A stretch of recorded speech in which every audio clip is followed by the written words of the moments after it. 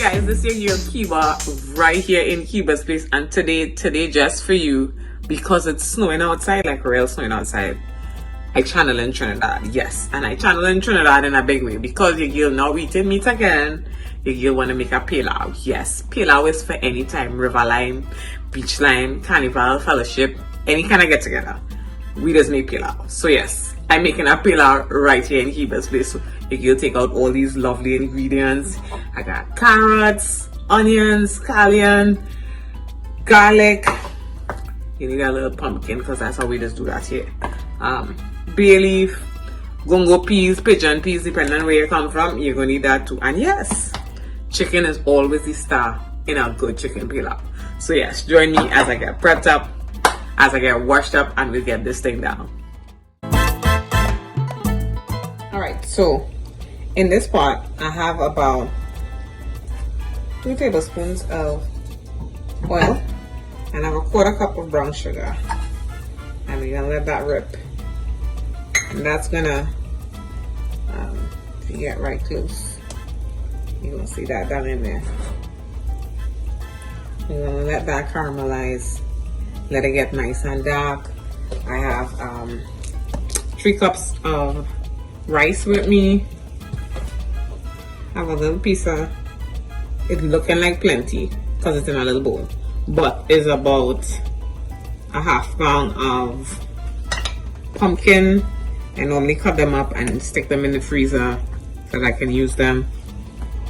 I have about 2 to 3 pounds of seasoned chicken. I always like to season my chicken beforehand and put them in the freezer, take them out, and then go right to cooking. I have a tin of peas because we don't get fresh pigeon peas here unless you buy it frozen. But I have a tin of nicely burst pigeon peas, 3 carrots, 3 sprig of scallions, diced onions, about 4 grated garlic. I have 1 tin of coconut milk. We want to let that do its work before we tamper with it, so you don't need to touch it.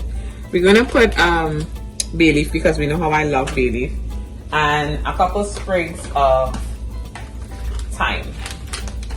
Couple sprigs of fresh thyme. So I do not cook anything, most things, without bay leaf, even if it's just one. Bay leaf goes in a lot of my rice dishes. I love rice, guys. A little ketchup, a little pepper, salt and pepper, and yes, I had only 1 plemento because it's plemento done, guys, and 1 scotch bonnet. Alright, so that is it. I squeeze a little bit of lime sometimes on my chicken, just to get rid of the fresh funk. Yes, guys. And I also squeeze my lime in my meal as it cooks. So this right here is the caramelization process, and most people have problems with the caramelization process. Well, I don't like to have to come back and add brown in because it's not too brown, blah blah blah blah. When it looks that brown, then I add my chicken.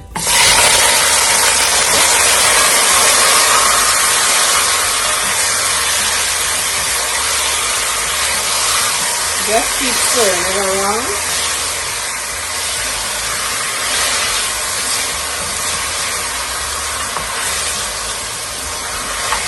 And don't add any water to that equation. What you need to do is cover your pot and let all the chicken caramelize, guys.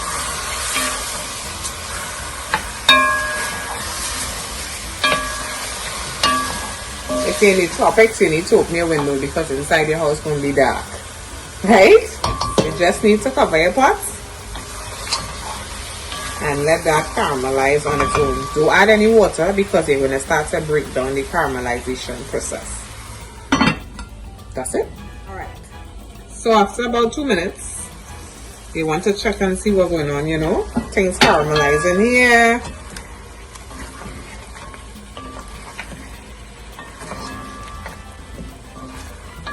You know, come back, check your meat, see what's going on, make sure it's ready. You like, you know, it's nice and dark.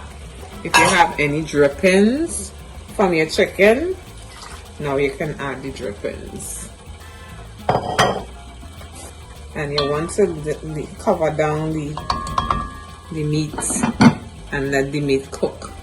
You want to give the meat a good 15 minutes, you know, before you start adding other ingredients to the mix. But you want to keep that color going. Alright, so we're 10 minutes in. Let's see what's up. Alright, so the chicken taking color, you know, and with everything, I have everything on medium heat, guys. So anybody wants to know, if you have a stove like mine, I'm between 4 and 5. Alright, so here's where it gets dicey. So when it starts to look like stew chicken, you start adding all these great stuff. You add peas. You want pumpkin. My pumpkin was in the freezer, guys. Don't judge me. If you want fresh pumpkin, go ahead. Make your pumpkin, cut it up, whatever. You got carrots, onions. I want plemento in there. Garlic, scallions. So this is where it gets dicey. Alright, and you want to add all these stuff in here now, and let them for everything to cook together before you add all the lovely ingredients. I like to add hot water to anything I'm making because I do like to bring down the temperature of the stuff. If you add room temperature water, that's what you will do. You will be bringing down the temperature of everything. And here's when I like to add my coconut milk, guys. A whole tin of coconut milk. Alright, so you want to bring, you want to bring everything here to a boil before you add your rice. Alright, so you want to halfway cook your chicken. Like if you don't like the color of this, you could add more brown into it. You know, some people like that. I like my color. It's not too bad, it's not too dark, and it's not too white. Alright, so you want to bring that to a boil and then add some key ingredients. You know, ketchup, thyme, but we're bringing this to a boil. So this is be in now for like 15 to 20 minutes. Alright, so we're bringing this to a boil and we'll be right back. So it's been like 10 minutes. Yes, everything is boiling. Yes.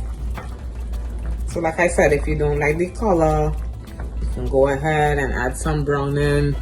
But this is the time that I just come in with rice. So there goes my 3 cups of rice. And we want to add all these lovely ingredients. Bay leaf. Some fine thyme. Yes, I love fine thyme. If you have flat leaf parsley, you add your flat leaf parsley. Blase. You want to season.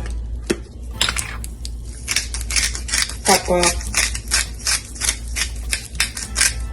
If you don't like black pepper, you can leave it out. Ketchup.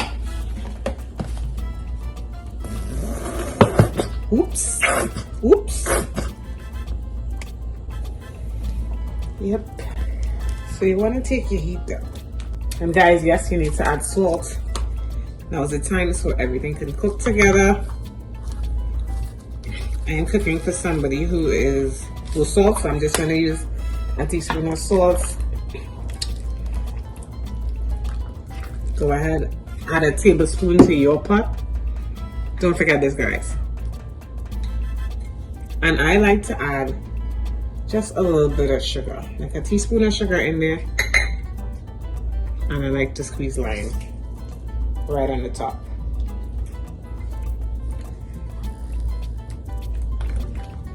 Now you want your pilau to simmer. So you're gonna turn it down to like almost 2-3 if you have a pot like mine, and let the rice and the chicken cook together and bring in all those flavors. Let's see what's going on under the hood. Woo. Move this bad boy here before we start stirring things up. And yeah, isn't that pretty? Now that is a pretty pilau. Oh, that tastes so good. And yeah, you bless your food and you're ready to go. So that's done. Nice and nice. Yes, and you know by now I'm well into the bowls. So yes, you've seen how to do pilau right here. This is not a fish pilau, guys. You can link below to see the fish pilau. This is the ultimate chicken pilau. You want to know how to do it? I'll drop you the recipe. But yes, you went by the beach. I know I'm missing the beach. But I know Trinidad is going by the beach now. So I'm right there with all you, me and the pilau.